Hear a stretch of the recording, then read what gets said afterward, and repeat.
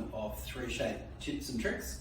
Today I'm going to talk about the difference between a status scan and a scan that we would use for a crown and bridge workflow. So how I'm going to start is I'm going to show you what everyone's used to, and this is a 3Shape scan with all its glorious colour, which is really fantastic to show patients. But behind that is what we call a polygon mesh, and I'll just show you with the next slide.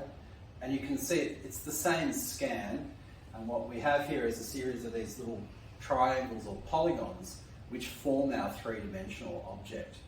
If we're doing a status scan, we keep enough data for the scan to be accurate, but when we're doing a crown and bridge workflow, we actually mark the tooth and we actually keep more data which is relevant to capturing the accuracy of the margin. So there's a little bit of a variation, and I'll show you that in the next couple of slides.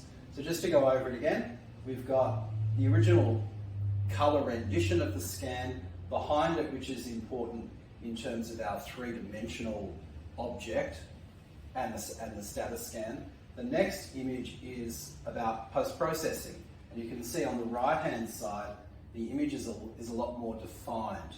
But here we've marked the tooth, and you can see a little bit of roughness, but that's more detail, and the rest is essentially compressed data. So if we look at the next image, this is obviously the colour representation, but this slide here, and I've just used the study model, but I've captured the polygon mesh. But this time you can see I've marked the tooth, 2, 3, so upper left canine, and you'll notice around the preparation it actually looks darker. And what we have are a lot more data points and a lot more or smaller polygons, and that gives us the enough detail or the correct amount of detail to capture the marginal integrity of the preparation. And you can see further down or further away from the preparation site, our polygons are larger.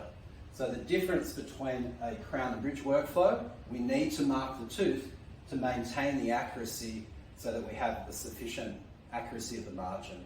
And the status scan is just enough data for the representation of the model. So if you're doing crown and bridge, don't use the status scan. Remember to do that correct workflow and mark that individual tooth. And then you'll find the accuracy will increase even more. Thank you very much.